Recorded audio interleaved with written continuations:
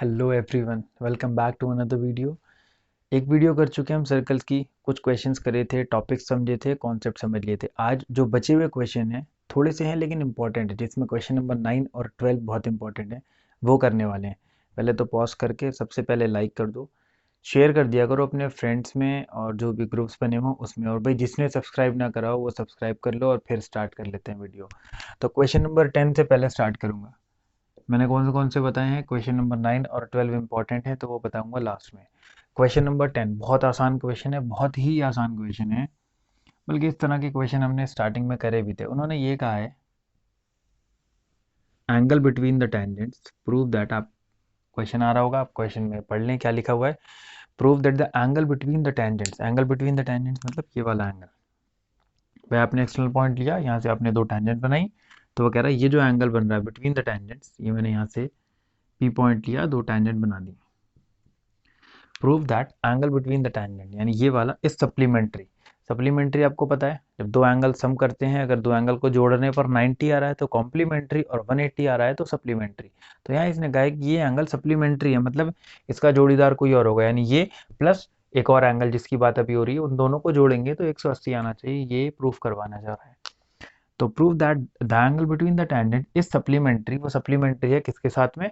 Is supplementary to the angle which is made by these points. ये जो point of contact हैं tangent के, जब हम इनको ज्वाइन कर रहे हैं टू द सेंटर, भाई the angle made by joining these point of contacts, ये पॉइंट ऑफ कॉन्टैक्ट है, इसको सेंटर से ज्वाइन करा। ये पॉइंट ऑफ कॉन्टैक्ट है मेरा टेंजेंट का, इसको मैंने सेंटर से ज्वाइन करा, तो ये मेरा सेंटर था वो। तो ये एक एंगल बन रहा है, ये वाला। तो उन्होंने कहा भाई ये प्रूफ कर दो, एंगल ये वाला A P B plus angle A O B, A O B is equal to 180 degree. ये हमसे कहा है प्रूफ करने के लिए। तो भाई पिछली वीडियो जिन्होंने देखी होगी उनको पता होगा कि इस तरह से है। हमें ये प्रॉपर्टी पता है कि ये जो रेडियस होता है, ये this is radius, this is tangent. Radius और टेंजेंट आपस में परपेंडिकुलर होते हैं। Radius is always perpendicular to tangent, ये हमने पिछली वीडियो में देखा था। और यहाँ पे radius is perpendicular to tangent, तो ये भी 90, ये भी 90। भाई चैप्टर्स की प्लेलिस्ट बनी हुई होती है तो आपको आराम से क्वेश्चन जो भी चैप्टर्स हैं वो मिल जाएंगे। बाकी टाइम स्टैम्प होता है, किसी को लगता है कि ये वाला क्वेश्चन मुझे आता है तो आगे बढ़ जाए टाइम स्टैम्प से देखता हुआ।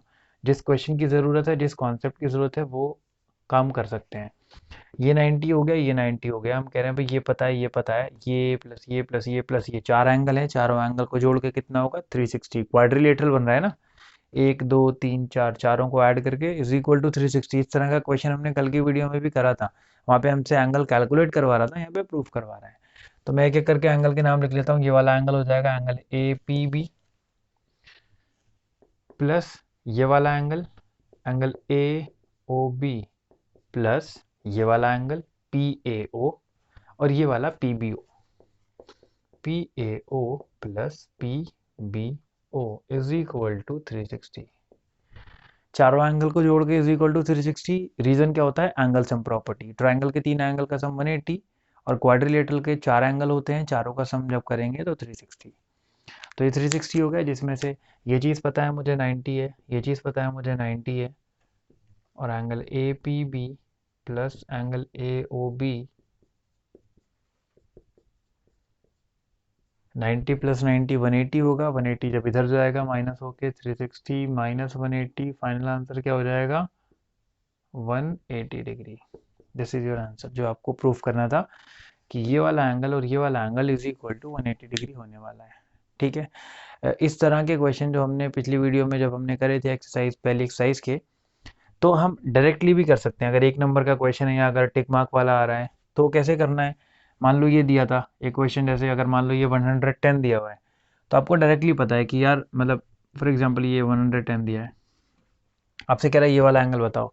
तो यार अपने को पता है ना कि ये 90 90 180 का हिसाब है, ये भी ऑपोजिट मिला के 180 बैठ रहे हैं, तो ये अगर 110 है तो ये 70 हो जाएगा। इस तरह के अगर क्वेश्चन आ रहे हैं, डायरेक्टली करना चाह रहे हो तो इस तरह से करना है। आसान चीज़ थी। अगले क्वेश्चन पे बढ़ते हैं। तो अभी हमारा क्वेश्चन नंबर 11, इसकी फिगर आपको क्वेश्चन नंबर 8 की तरह दिखेगी। मैंने बताया भी था कल की क्वेश्चन नंबर 8 का यूज़ हम दोबारा करेंगे एक और क्वेश्चन में। तो ये वही क्वेश्चन है। इसमें इन्होंने कहा है prove that a parallelogram circumscribing a circle is a rhombus. मतलब अब की बार ये जो, जैसे क्वेश्चन नंबर 8 में ये सिर्फ नॉर्मल क्वाड्रिलेटरल था, बट यहाँ पे इन्होंने कहा है कि ABCD is a parallelogram. ABCD हमारा एक पैरेललोग्राम है, ये इन्होंने कहा है, गिवन दिया है। इसका मतलब ये हो गया कि पैरेललोग्राम की ऑपोजिट साइड इक्वल होती है, तो AB is equal to CD है और AD is equal to BC है। ये हमारी गिवन चीज़ हो गई। और हमें प्रूफ करने के लिए क्या बोला है? प्रूफ करने के लिए हमसे ये कहा गया है कि भाई प्रूफ करो ABCD एक रोम्बस है। ABCD is a rhombus. फिर रोम्बस कौन होता है? रोम्बस वो होता है जिसकी सारी साइड्स जो होती हैं वो इक्वल होती हैं। अब आप कहोगे स्क्वायर की भी तो होती हैं, तो स्क्वायर के लिए और एक्स्ट्रा प्रॉपर्टीज आपको ऐड करनी पड़ती हैं। उसके डायगनल्स के बारे में बात करनी पड़ेगी, उसके कॉर्नर के एंगल्स आपको 90 डिग्री प्रूफ करने पड़ेंगे। तो अगर हम ये कहते हैं कि सिर्फ सारी साइडें इक्वल हैं तो वो रोम्बस है, ठीक है। और एक्स्ट्रा प्रॉपर्टीज आप अगर ऐड कर दोगे उसके अंदर तो फिर वो स्क्वायर पहुंचेगा, तो उसके लिए और मेहनत करनी पड़ती है। तो हम कह रहे हैं ठीक है, हम उतनी मेहनत करने नहीं वाले, हमें सिर्फ रोम्बस प्रूफ करना है। रोम्बस का मतलब ये है कि सारी साइड्स इक्वल हैं, AB BC CD और AD बराबर हैं। तो यार एक बात देखो, ऑलरेडी ये AB is equal to CD और AD is equal to BC ये है, क्यों? क्योंकि ABCD इज अ पैरेललोग्राम, इन्होंने गिवन दिया है और इन्होंने कहा प्रूफ करो कि भाई ये पैरेललोग्राम तो है और प्रूफ कर दो कि ये रोम्बस भी होगा। ये क्वेश्चन ठीक है, करने के वाला हूँ मैं, यहीं से दिखा देता हूँ आपको। मुझे सिर्फ ये एक लिंक जोड़ना है, एक जो है वो कनेक्शन अगर मैंने जोड़ दिया, अगर मैंने AB और AD को बराबर कर दिया तो भाई रेलगाड़ी बन गई, आ गए सारे बराबर। AB is equal to CD और ये था, ये कनेक्शन जोड़ दिया, बस इक्वल टू लग गया, ये सारे आपस में बराबर हो जाएंगे। समझ आई बात? तो मुझे AB is equal to AD करना है। भाई क्वेश्चन नंबर 8 जिसको आता है बहुत अच्छी बात है। जो आज ये वीडियो देख रहे होंगे, जिन्होंने पिछली वीडियो नहीं देखी है और जिनको नहीं आता क्वेश्चन नंबर 8 कैसे करते हैं, तो पहले वो वाली वीडियो देख लो, क्वेश्चन नंबर 8 समझ लो, क्योंकि बिल्कुल वही चीज़ मैं यहाँ लिखने वाला हूँ। क्वेश्चन नंबर 8 का रिजल्ट लिख रहा हूँ मैं यहाँ पे। भाई जिसको पता है क्वेश्चन नंबर 8 कैसे था बहुत अच्छी बात है, जिसको नहीं पता एक बार वो पहले देख लो। मैं उसका रिजल्ट लिख रहा हूँ डायरेक्ट क्वेश्चन नंबर 8 का। क्वेश्चन नंबर 8 में उन्होंने कहा था प्रूफ कर दो AB plus CD is equal to AD plus BC। ऐसा इन्होंने प्रूफ करवाया था हमसे। ये opposite side AB plus CD is equal to AD plus BC, कल का लास्ट क्वेश्चन हमारा यही था। तो ये हमने कर लिया था, ये अब हमारे पास है। तो इस वाले क्वेश्चन में, क्वेश्चन नंबर 11 में, पहले मैं पूरा काम जो है वो क्वेश्चन नंबर 8 का रिपीट करूंगा। क्वेश्चन नंबर 8 में जैसे प्रूफ करा था, मैं वो पूरा का पूरा सेम पूरा पैटर्न रिपीट करके यहाँ तक पहुंचूंगा। और उसके बाद फिर आगे क्या काम करूंगा, तो मैंने फ्रॉम क्वेश्चन नंबर 8 वही पूरा मेथड अप्लाई करा और पूरा मेथड अप्लाई करके मैं यहाँ तक पहुँच गया। यहाँ पहुँचने के बाद मैंने कहा now we have AB is equal to CD, मेरे पास AB और CD है। तो AB की जगह मैं AB रहने दे रहा हूँ और CD की जगह पे मैं AB लिख दे रहा हूँ, ठीक है। और इसी तरह से AD की जगह AD रहने दे रहा हूँ और BC की जगह AD लिख दे रहा हूँ। समझ गया भाई? डायरेक्ट ये लाइन नहीं लिखनी, ये पूरा सॉल्व करा है, क्योंकि कल क्वेश्चन नंबर 8 में करा था तो वापस करने का कोई मतलब नहीं बनता। वो पूरा मेथड जैसे हमने कल करा था वो पूरा मेथड लगा के हम यहाँ पहुँच गए, यहाँ पहुँच गए। ये क्वेश्चन नंबर 8 के थ्रू हमें पता है कि कैसे करना है। तो ये पूरा हमने पहले यहाँ तक सॉल्व करा, उसके बाद आगे कंटिन्यू कर रहे हैं, मतलब उसके आगे का ये कंटिन्यूएशन है। AB की जगह AB रहने दिया और CD की जगह हमने AB रख दिया, क्योंकि हमारे पास ये रिजल्ट है। इसी तरह से AD की जगह AD रहने दिया और BC की जगह भी मैंने AD रख दिया, क्यों? क्योंकि रिजल्ट है कि AD is equal to BC। अब यहाँ से आ गया काम आपका, 2AB is equal to 2AD, 2 से 2 कट गया, तो हमारे पास रिजल्ट आ गया कि AB is equal to AD। तो अपने पास ये जो रिजल्ट था from this and this, we can say that AB is equal to BC is equal to CD is equal to AD। जो हमें प्रूफ करना था वो हमने प्रूफ कर दिया। मैंने दिखाया था आपको ना करना क्या होता है, करना बस ये है कि एक ये कनेक्शन जोड़ना था AB और AD का, वो हमने जोड़ दिया। लेकिन कुछ लिखना तो पड़ेगा, तो हम कह देते हैं कि भाई एक तो रिजल्ट हमारे पास ये थे, ऑपोजिट साइड इक्वल थे, और एक एडजेसेंट साइड ये AB और AD, ये मैंने यहाँ से इक्वल कर दिया। तो ये जो कनेक्शन जोड़ना था ये कनेक्शन जोड़ दिया। सो फ्रॉम दिस ऑल, जो हमारे पास ऑपोजिट साइड थी, एंड दिस जो अभी मैंने प्रूफ करा, इनसे मेरे पास ये रिजल्ट आ गया, सारी साइड्स इक्वल हो गई, hence ABCD is a rhombus.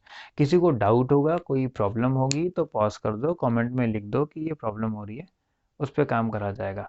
आगे बढ़ते हैं अगले क्वेश्चन पे। अब है क्वेश्चन नंबर 13। 9 और 12 बचे हुए हैं, लास्ट में कराऊंगा। ये 13 में इसने क्या कहा है, फिर से वही सेम फिगर बन गई। अब की बार ये नॉर्मल क्वाड्रिलेटरल है। क्वेश्चन 8 में भी ये नॉर्मल क्वाड्रिलेटरल था, क्वेश्चन 13 में भी नॉर्मल क्वाड्रिलेटरल है। 11th में उसने बोला था कि जो ABCD है वो एक पैरेललोग्राम है, पैरेललोग्राम सर्कमस्क्राइबिंग अ सर्कल, वहाँ बोला था। वो अलग था। यहाँ पे फिर ये नॉर्मल एक क्वाड्रिलेटरल है। तो एक क्वाड्रिलेटरल है मतलब नॉर्मल एक रैंडम शेप है। इसने कहा है opposite side of this quadrilateral, कोई भी दो ऑपोजिट साइड ले लो, चाहे ए बी और सी डी ले लो या फिर ये और ये ले लो।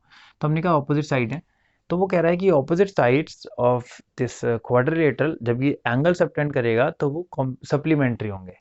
तो एंगल कैसे सबटेंड करते हैं भाई, ये किनारा पकड़ा, ये किनारा पकड़ा, ले जाके मिला दिया ऐसे, ये और ये। तो ये एंगल इसने ए बी ने बनाया ऐसे, और इसी तरह से ये सी डी ने एंगल बनाया, इसने एंगल बनाया ये, इसने एंगल बनाया ये सेंटर है, इसका नाम ओ रख देंगे। तो हमें ये प्रूव करना है, टू प्रूव कि angle A O B plus angle C O D is equal to 180 degree. हमें ये प्रूव करना है कि ये जो ऑपोजिट साइड्स हैं इन्होंने एंगल सबटेंड करा है ऐसे और ये ऐसे, तो ये मिला के 180 है। ये हमें प्रूफ करना है, ठीक है भाई। जैसे क्वेश्चन की फिगर जो हमें क्वेश्चन नंबर 8 में थी और क्वेश्चन नंबर 11 में भी हम उसी तरह से हमने बनाई थी, तो ये भी हम यहाँ पे ऐसे कर दे रहे हैं। ये हमने पॉइंट्स जहाँ पे वो टच हो रहे हैं तो टेंजेंट वाला हिसाब बन गया। क्या करेंगे, इन सबको ज्वाइन कर देंगे। वो भी हटा दे रहा हूँ फिलहाल, ये हो गया। ठीक है भाई, ये लाइंस आप देख रहे हो बहुत सारी बन गई हैं, और यहाँ लाइन से फिर बहुत सारे एंगल्स बन गए। ये बड़े सारे सारे एंगल एंगल एंगल एंगल हो गए। ऐसा करता हूँ, जितना एंगल बने सबका नाम लिख देता हूँ। ये छोटा सा एंगल, ये 1, ये 2, 3, 4, 5, 6, 7, 8 बन गए। ये बहुत सारे एंगल थे, 1 2 3 4 5 6 7 8, 8 इससे बन गए, मैंने लिख दिया, ठीक है। एक चीज़ हमें पता है जो हमने क्वेश्चन नंबर 8 में भी यूज़ करी थी, और उसी का कॉन्सेप्ट 11th में फिर लेकर आएंगे हम 8th ऑब्वियसली प्रूफ करने के लिए। करा क्या है कि ये जो टैंजेंट, ये जो पॉइंट है ए, इस ए से दो टैंजेंट बन रही हैं, length of external tangents are equal. A से ए पी और ए एस, ए पॉइंट से ये सब देखो भाई, ये सारी प्रॉपर्टीज जिसने जो जो पहली बार आज की वीडियो देख रहा है और जिसने कल की वीडियो नहीं देखी, तो भाई अभी बता रहा हूँ, सर के ऊपर से निकलेगा, सोचोगे ये हो क्या रहा है। तो पहला पार्ट देखना ज़रूरी है, कल जो अपलोड हुई थी वो, उसके बाद ही देखोगे तो समझ में आएगी, क्योंकि बिना प्रॉपर्टी समझे आप क्वेश्चन नहीं कर सकते। फिर आपको लगेगा ये पता नहीं क्या हो रहा है और क्या समझा रहा है। तो ये पॉइंट है, एक्सटर्नल पॉइंट है, यहाँ से दो टेंजेंट बन रही है, कौन कौन सी, ए पी और ए एस हम कर चुके हैं। तो ये जब दो टेंजेंट्स बनती हैं इनके लेंथ इक्वल होती है, इतना मुझे पता है कि length of tangent from external point are equal. तो यहाँ से ए पी और ए एस इक्वल होते हैं, ये हमें पता है। लेकिन अब यहाँ से एक और फिर चीज़ आ जाती है, अगर वो दोनों टेंजेंट इक्वल हैं तो अगर वो एंगल बना रहे हैं वो एंगल भी इक्वल होगा, angle subtended by them are equal. तो ये ए पी है और ए एस है, तो मैं कह रहा हूँ यार ए पी और ए एस बराबर है ना, ए पी और ए एस बराबर है, तो अब जो ये एंगल बनाएंगे वो भी बराबर होगा। तो ए पी कौन सा एंगल बना रहा है, ये ए पी जो, ये देखो आप ध्यान से यहाँ पे, ये पी ये ए ऐसे पकड़ा, ये लेकर गए, कौन सा एंगल बन रहा है, देखो ये ए ये पी ऐसे, ये लेके गए, ये कौन सा एंगल बन रहा है, एंगल 2, और इधर से देखो ए एस से ये कौन सा, एंगल 1। तो मैं कहूँगा angle 1 is equal to angle 2 है। इसी तरह से बी पे आ जाओ, बी पी और बी क्यू, तो ये आप अगर एंगल देखो, ये और ये, angle 3 is equal to angle 4 हो जाएगा। देखो भाई सीन क्या है, अगर आप कहोगे ये क्या है, कैसे ऐसे कैसे लिख दिया, एंगल बराबर हो गए, भाई दोनों ट्रायंगल कॉन्ग्रुएंट, लेकिन इतनी लंबी कहानी हमें जाना नहीं है। ये दोनों ट्रायंगल अगर मैं देखूं, मैं इसको कॉन्ग्रुएंट कर सकता हूँ। दोनों ट्रायंगल में ये वाली चीज़ कॉमन है, ये और ये रेडियाई है, और ये टेंजेंट जो एक्सटर्नल है वो इक्वल है लेंथ में, तो हमें वो सब करने की जरूरत नहीं है। हम कह रहे हैं डायरेक्टली भाई जब वो एक्सटर्नल टेंजेंट की लेंथ इक्वल है तो एंगल भी बराबर हो गए, 1 और 2 बराबर हो गए। यहाँ से देखोगे तो ये वाली टेंजेंट ने ये बनाया, इसने ये बनाया, 3 और 4 बराबर हैं। सी से आ जाओगे तो सी क्यू और सी आर बराबर हैं, तो इनके एंगल 5 और 6 ये बराबर हो गए, और इसी तरह से 7 और 8 बराबर हो गए। ये हमारे एंगल्स बराबर हो गए। हमने कहा भाई ठीक है, रख लेते हैं, अभी ज़रूरत पड़ेगी देखेंगे। अब हम आते हैं दूसरे कॉन्सेप्ट पर। हमने कहा भाई पूरा अगर गोला घूमोगे आप तो पूरा angle in a circle is 360। तो यहाँ से अगर मैं लिखना चाहूँ angle 1 plus angle 2 plus angle 3 plus 4 plus 5 plus 6 plus 7 plus 8 is equal to 360। सारे एंगल पूरा गोला मिला के 360 हो गया, ठीक है। अब अब ध्यान से देखना, आपको प्रूफ क्या करवाना था, ए ओ बी, ये वाला एंगल लेना था आपको, ये वाला इतना। तो भाई उसमें देख लो कौन कौन सा एंगल बैठ रहा है, 2 और 3 आ रहा है, तो टिक लगा लो 2 और 3 पे। और यहाँ से देखो सी डी वाला जो था, कौन सा चाहिए, 6 और 7, तो भाई टिक लगा लो। ये टिक क्यों लगाया मैंने इंटेंशनली, क्योंकि ये मुझे चाहिए, इनकी मुझे ज़रूरत है, तो ये मैंने टिक लगा लिया कि ये इधर उधर ना हो जाए। बाकी एंगल मेरे काम के नहीं है, मुझे 1 8 और ये सब नहीं चाहिए, मुझे 2 3 6 और 7 चाहिए था, तो मैंने टिक लगा लिया। अब क्या करूँगा, 1 नहीं चाहिए, तो 1 की जगह मैंने क्या, 1 और 2 तो इक्वल अभी हमने करे थे, 1 की जगह 2 लिख दो। भाई 2 पे टिक लगा हुआ है देखो, तो 2 को रहने देना है। 3 पे टिक लगा है, 3 रहने दो, और 4 की जगह क्या करेंगे, 3 लिख देंगे। 5 नहीं चाहिए, 6 लिख दो, 6 चाहिए तो ये ऐसे ही रहने दो।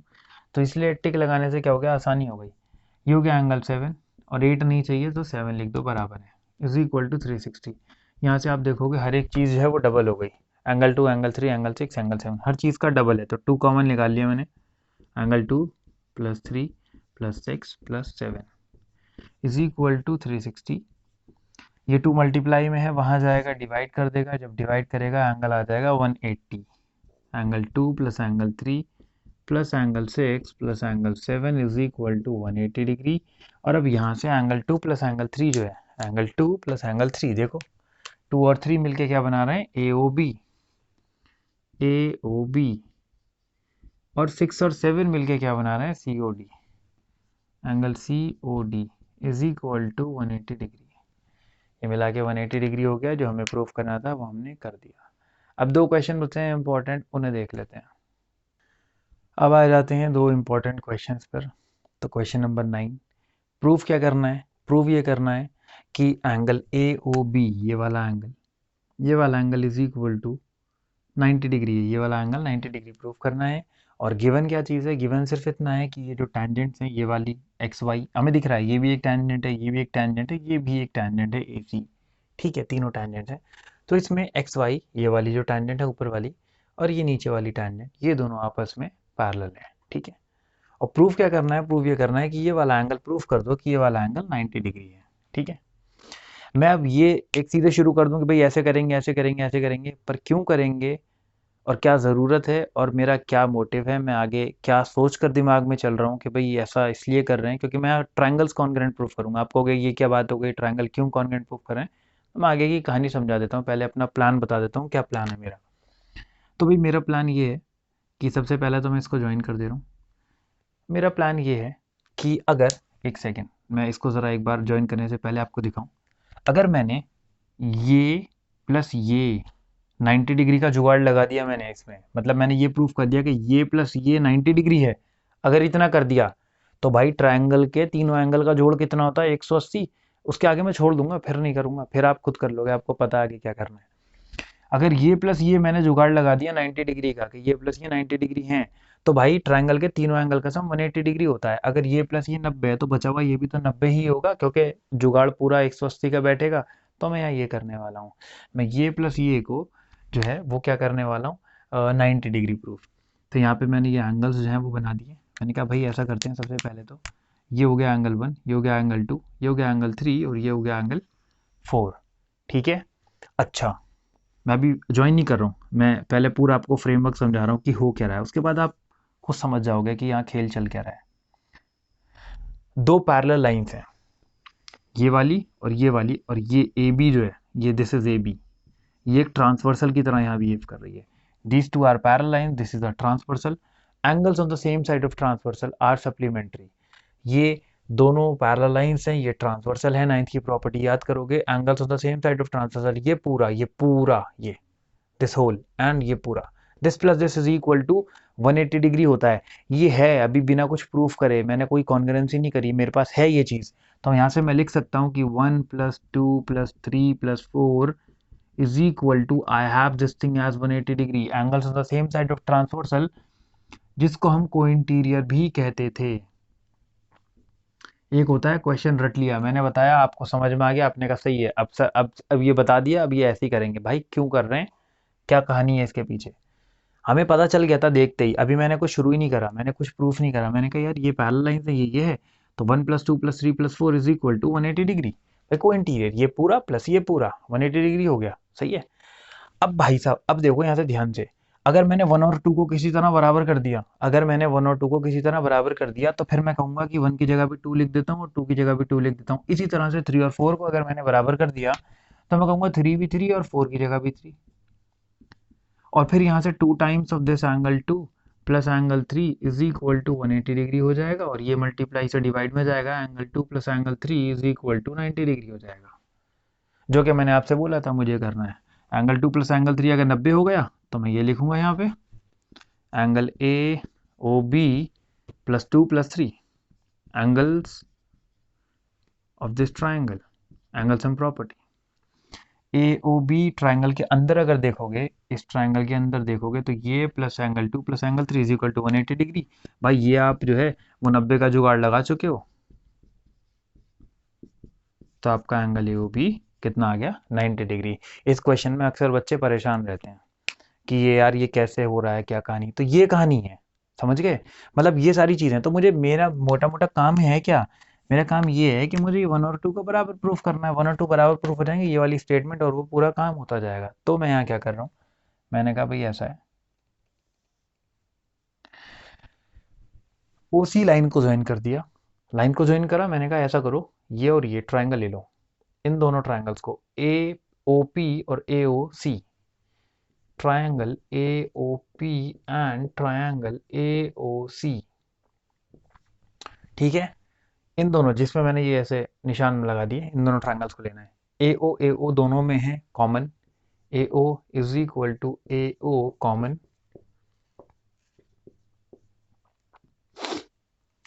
अगला क्या है, ए ओ कॉमन हो गया। इस वाले ट्राइंगल में ओ पी रेडियस है, इस वाले ट्राइंगल का ओ सी जो कि वो भी रेडियस है, तो मैं कह रहा हूँ इस वाले ट्राइंगल का ओ पी इस वाले ट्राइंगल के ओ सी के बराबर है। O P is equal to O C, क्यों भाई, दोनों रेडियस है, ठीक है। इस वाले ट्राइंगल में आया ओपी था और इसमें ओसी, मैंने कहा यार ओपी और ओसी बराबर हैं क्योंकि दोनों ही रेडियस हैं। फिर मैं यहाँ आता हूँ, मैंने कहा यार ये जो पॉइंट ए है, ए पॉइंट से मैं एक्सटर्नल टैंजेंट्स बना रहा हूँ, तो A P and A C should be equal in length क्योंकि एक्सटर्नल टैंजेंट्स है। तो मैंने कहा ए पी इस वाले ट्राइंगल का हिस्सा है और ए सी इस वाले ट्राइंगल का हिस्सा है, तो ए पी और ए सी इक्वल हो गए, क्यों, वो external tangents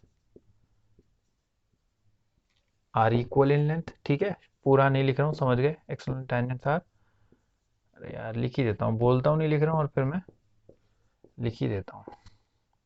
are equal in length हो गया, तीन चीजें हो गई।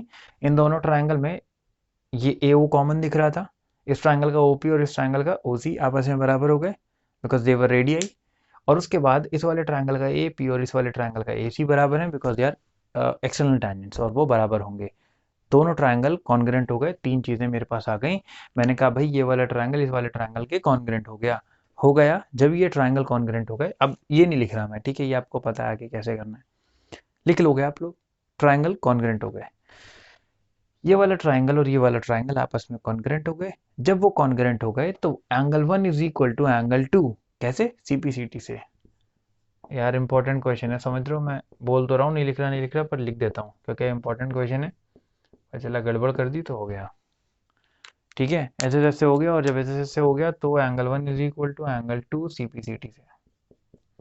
एंगल 1 और एंगल 2 सीपीसीटीज हो गए। अब कहोगे 3 और 4 पे, भाई सेम काम नहीं करना, बोर्ड्स में भी यही लिख दोगे, मैंने पहले ही बता चुका हूँ। सिमिलरली, एक जैसी चीज अगर पूरा रिपीट हो रहा होता है तो हमें पूरा लिखने की जरूरत नहीं है, लिखेंगे similarly angle 3 is equal to angle 4। तो भाई ये एंगल 1 और एंगल 2 बराबर आ गए। और इसी तरह से similarly angle 3 is equal to angle 4। तो जो है ना, हम पहले यही काम करते हैं, ये काम हम बाद में करते हैं। पर मैंने इसलिए ये चीज दिखा दी आपको कि आपके सोचते कि यार ये कोई बात थोड़ी है, ये तो रट्टा मार के बैठे हैं और ये जो है वो ट्रायंगल को कॉन्ग्रुएंट प्रूफ कर देंगे। भाई क्यों करना है कॉन्ग्रुएंट प्रूफ, इसलिए मैंने आपको ये चीज दिखा दी थी, है ना।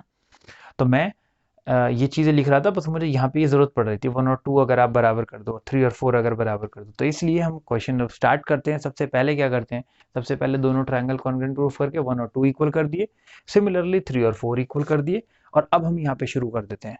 अब हम कहते हैं भाई सबसे पहले ये पैरेलल लाइंस हैं, angles on the same side of transversal, जिसको हम को इंटीरियर एंगल कहते हैं। तो ये पूरा बन रहा है, देखो ये ऐसे, ये ऐसे, ये पूरा यानी 1 + 2, ये पूरा यानी 3 और 4।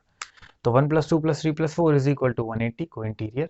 अब हमने कहा भाई कि मुझे इस ट्रायंगल के अंदर लपेटना है, क्योंकि मुझे ए ओ बी चाहिए, तो ए ओ बी, तो ये ट्रायंगल के अंदर 2 और 3 आ रहा है, तो मैंने कहा अच्छा बस ठीक है 2 और 3 मुझे चाहिए, I want this and this. तो मैंने कहा 1 की जगह 2 लिख दो, 2 तो 2 रहने दो, 3 को 3 रहने दो, 4 की जगह 3 लिख दो, क्योंकि बराबर कर दिया।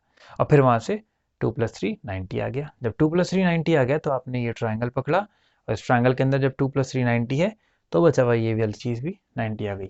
आई होप समझ में आ गया होगा और अच्छे से दिमाग में बैठ गया होगा। रटना नहीं पड़ेगा, दिमाग में बैठ जाएगा, क्वेश्चन अगली बार देखोगे तो खुद से हाथ चल जाएंगे। आखिरी क्वेश्चन रह गया, उसको देख लेना, थोड़ा लंबा है, शायद मुझे एक बार लिख के पूरा मिटाना भी पड़ जाए, देखते हैं, पर थोड़ा बड़ा क्वेश्चन है और ये आज का लास्ट क्वेश्चन है। ये अपना आखिरी क्वेश्चन इस वीडियो का भी, और सर्कल्स चैप्टर भी यहीं ख़त्म हो जाएगा फिर। तो जैसी जैसी फिगर बना ली है, ठीक है, थोड़ा अजीब सी बनी हुई है, ठीक है, ये थोड़ी छोटी सी साइड बन गई है।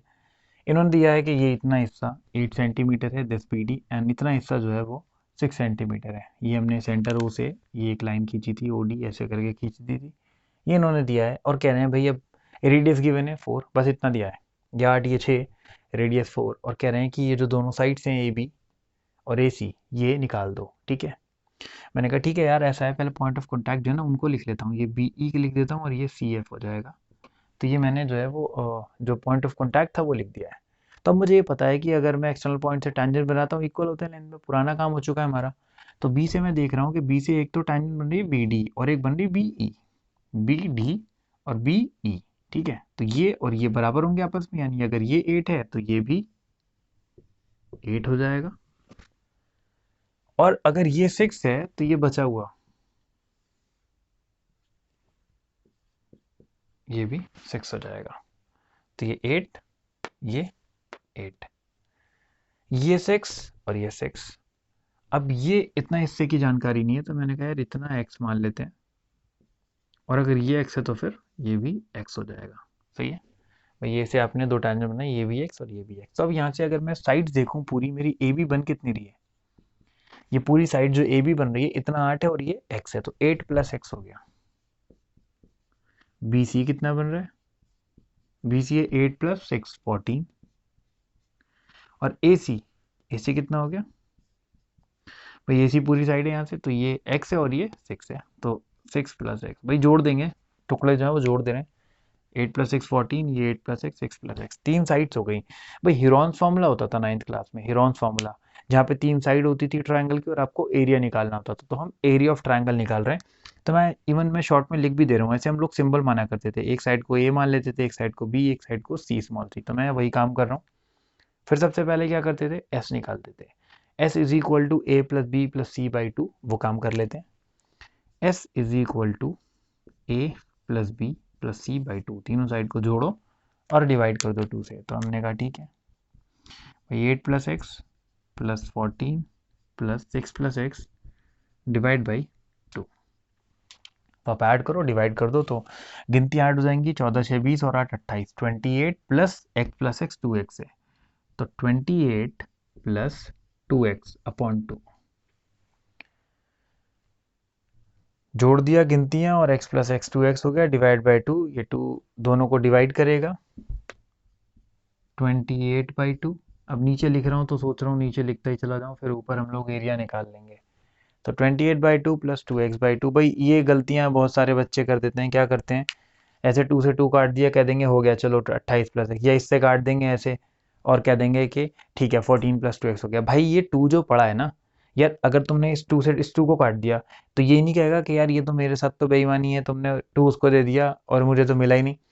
तो ये 2 जो है वो केक कटेगा, सब में बटेगा, ये 2 नीचे पड़ा है और ये दोनों के नीचे जाएगा। तो 28 के नीचे भी गया 28/2 प्लस 2x/2, इसके नीचे भी जितने भी बंदे होंगे, अगर 3 4 होंगे तो फिर सबके नीचे वो काउंटिंग जाएगी। अब यहाँ से हम काटेंगे तो 2 से 2 कटा और ये 2 से क्या हो गया 14।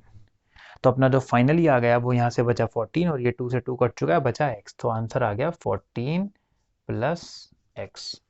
ये मेरे s की वैल्यू आ गई भाई, जोड़ा है, सिंपल कुछ नहीं करा मैंने, जोड़ा है, डिवाइड बाई 2, 28 + 2x, इसने इसको भी काटा 14 है और इसने इसको काटा तो x आया 14 + x, this is my s। अब एरिया का फॉर्मूला जो हिरॉन्स फॉर्मूला होता था, एरिया का फॉर्मूला होता था area is equal to under root जैसा कि मैं कह रहा था कि मुझे लग रहा है रब करना पड़ जाएगा, तो भाई अभी ये पूरा करके फिर रब करके फिर दोबारा से लिखूंगा आगे का कॉन्टिन्यूएशन। इतना बड़ा बोर्ड छोटा पड़ गया, ये क्वेश्चन ही बड़ा है। आप कॉपी में लिखोगे तो 3 साढ़े 3 पेज तक जाएगा ये।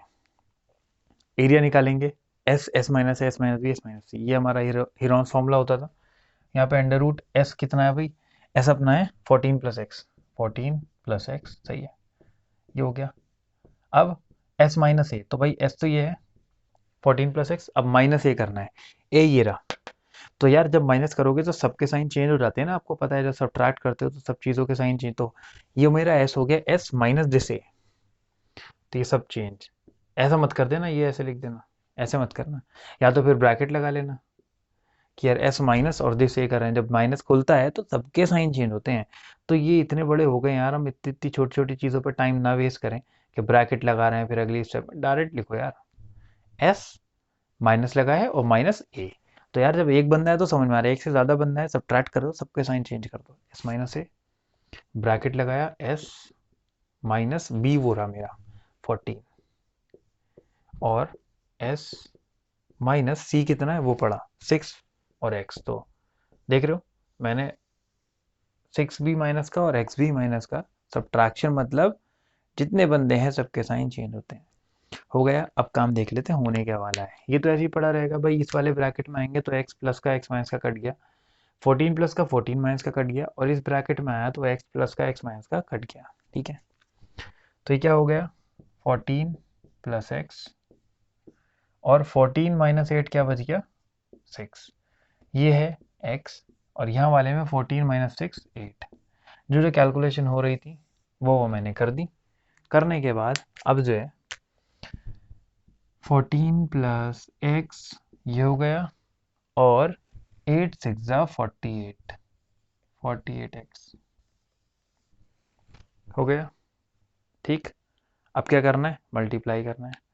तो जब मल्टीप्लाई करेंगे पहले ये 48x यहाँ जाएगा अंदर ब्रैकेट के, इस 14 से मल्टीप्लाई होगा, तो 14 से मल्टीप्लाई होगा तो 672x आता है। मुझे याद है, आप लोग मल्टीप्लाई करके देख लेना, 48 को जब 14 से मल्टीप्लाई करोगे 672 और x बचा हुआ है वो आ जाएगा, प्लस ये 48x जब x से मल्टीप्लाई होगा तो 48x²। तो ये मेरा इतना एरिया आ गया। किस चीज़ का एरिया आया भाई, ये area of this triangle ABC आया है।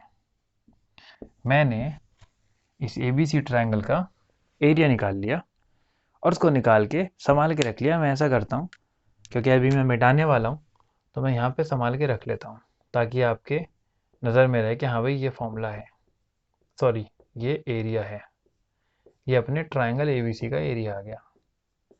इसे भी संभाल के रख लो, ठीक है। 672x + 48x², ये मैंने एरिया निकाला ट्राइंगल ABC का, कौन से तरीके से, हेरॉन्स फॉर्मूला से। अब फिर से मैं इसी ट्राइंगल ABC का एरिया निकालूंगा बट किसी दूसरे मेथड से। मिटा देता हूँ, उसके बाद कंटिन्यू दिखाते हैं।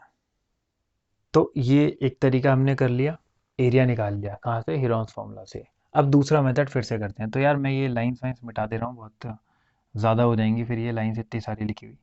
वो तो समझाने के लिए उस टाइम पे कर लिया था, तो अभी मैं डायरेक्टली यहाँ लिख दे रहा हूँ कि भाई पूरी लाइन ये 8 + x है और ये पूरी इसी तरीके से 6 + x है। ठीक है, अब मेरे पास आ चुका है। मेरे को यार पूरा ये करने की जरूरत नहीं है, ऑलरेडी इतनी सारी लाइन्स है, अभी और लाइन्स बनानी है मुझे। ये हो जाएगा 14, ये हो गया। ठीक है, मैं कह रहा हूँ यार इस ट्राइंगल के ना 3 टुकड़े कर देते हैं, इस ABC के 3 टुकड़े करते हैं। इसी तरह एक सेकेंड में हटा दूँ, मैं कह रहा हूँ कि इस ट्राइंगल के 3 टुकड़े कर दो ऐसे।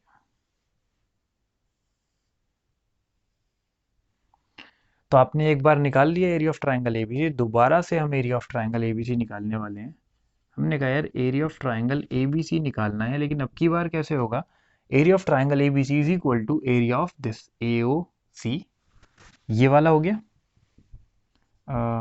Area of triangle AOC plus BOC और plus AOB, area of BOC plus area of AOB। ठीक है, मैंने कहा अब की बार ये जो पूरा ट्राइंगल है इसको 3 टुकड़ों में तोड़ दिया, AOC BOC और AOB। तो ये 3 टुकड़ों में हमने ट्रायंगल को तोड़ दिया। हमने कहा भाई इन तीनों को जोड़ लोगे बात वही बैठ रही है, पूरा हमारा ABC आ जाएगा। अब करना कैसे इस वाले मेथड से, मैं कह रहा हूँ कि यार AOC निकालोगे तो कैसे निकालोगे, तो ये वाली चीज़ है। मैंने कहा यार अगर ये मैं देखूँ दिस इज सेंटर और ये अगर मैं यहाँ से ड्रॉ कर दूँ this is radius, radius is always perpendicular to tangent.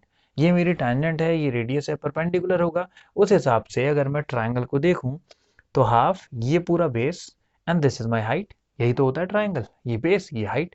तो हाफ बेस हो गया AC और हाइट हो गई OF। तो मैं यहाँ पे लिख दे रहा हूँ हाफ इंटू बेस मेरा है AC और हाइट क्या है OF। ये हो गया इसका एरिया। BOC पे आते हैं, this is my base this is my height, ऐसे ही तो होता है। तो ये बेस इंटू हाइट हो गया, half into BC into OD। और इसी तरीके से लास्ट वाला half into AB into OE, half into AB into OE। अब यहाँ से मेरे पास सारी वैल्यूज पता है मुझे।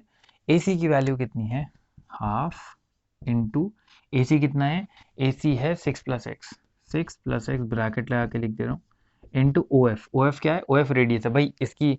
आखिरकार अब इसका इस्तेमाल हम करेंगे, रेडियस की वैल्यू 4 गिवन थी, हमने कहा यहाँ पे देख लेते हैं।